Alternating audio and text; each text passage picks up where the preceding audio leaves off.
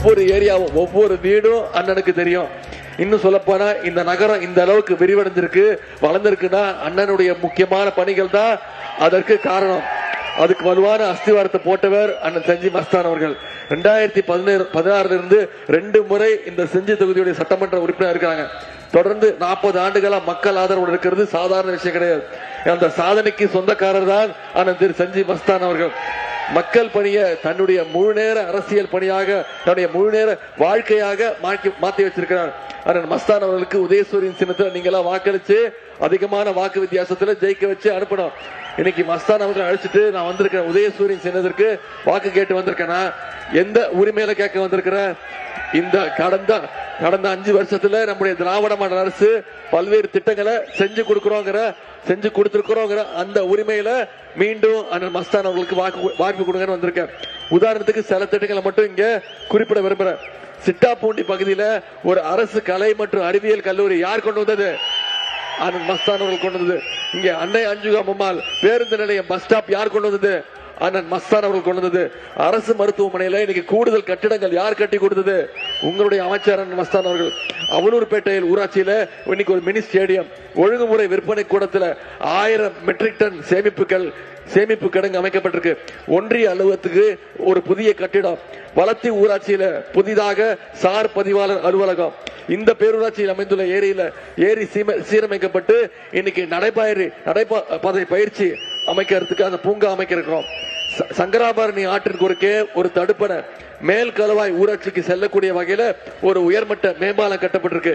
இப்படி அத்தனை திட்டங்களையும் ஒவ்வொன்றத்தையும் பார்த்து செஞ்சுதான் நம்முடைய பார்த்து இந்த தொகுதிக்கு செஞ்சதுக்கு அப்புறம் தான் மீண்டும் எனக்கு ஒரு வாய்ப்பு கொடுங்கன்னு அண்ணன் மஸ்தான் அவர்களை இங்க கேட்டு வந்திருக்கிறோம். உதயசூரியன் சின்னத்துக்கு வாய்ப்பு கேட்டு வந்திருக்கிறோம். இந்த தொகுதிக்கு மட்டும் இவ்வளவு திட்டங்களை செஞ்சிருக்கிறோம். ஒட்டுமொத்த தமிழ்நாட்டுக்கு என்னென்ன திட்டங்கள் செஞ்சிருக்கோம் கடந்த 5 வருஷத்துல யோசிச்சு பாருங்க. ஆட்சி பொறுப்பேற்றோன்னு நம்ம முதலமைச்சர் போட்ட முதல் கையெழுத்து தேர்தல் வாக்குறுதியில சொன்ன வாக்குறுதி, மகளிருக்கு கட்டணமில்லா பேருந்து திட்டத்தை அறிமுகப்படுத்தணுமா இல்லையா? இன்னைக்கு ஒவ்வொரு மகளிரும் மாசம் 900 ரூபாயில இருந்து 1000 ரூபாய் வரைக்கும் சேமிக்கிறாங்க.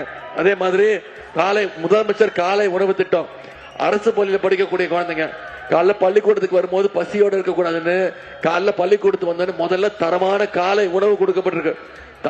காலை தரமான உணவு, அதன் பிறகு தரமான கல்வியை கொடுத்திருக்கிறோம். அரசு பள்ளியில படிச்சு உயர்கல்வி சேரக்கூடிய மாணவர்கள், கல்லூரி மாணவிகளுக்கு மாசம் 1000 ரூபாய் ஊக்கத்தொகை, கல்வி ஊக்கத்தொகை நம்முடைய முதலமைச்சர் கொடுத்திருக்கிறார். 14 லட்சம் மாணவ மாணவிகள் இதை பயன்பட்டு இருக்கிறாங்க.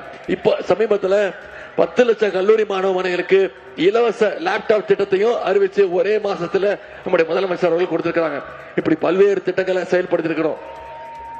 குறிப்பா முக்கியமா உங்களுக்கு அத்தனை பேருக்கு தெரியும், கலைஞர் மகளிர் உரிமை தொகை திட்டம் 3 வருஷத்துக்கு முன்னாடி ஆரம்பிச்சு இப்ப கடந்த 3 வருடங்களா 1,31,00,000 மகளிருக்கு மாசம் 1000 ரூபாய் நம்முடைய முதலமைச்சர் அவர்கள் உரிமை தொகையா கொடுத்துட்டு இருக்கிறாரு. அந்த திட்டத்தை நிப்பாட்டுறதுக்கு அதிமுகவும் பாஜகவும் முயற்சி பண்ணாங்க. தேர்தலை காரணம் காட்டி நிப்பாட்டுவோம் அப்படின்னு உயர் நீதிமன்றத்துக்கு போயிருக்காங்க. நம்முடைய தலைவர் என்ன பண்ணாரு?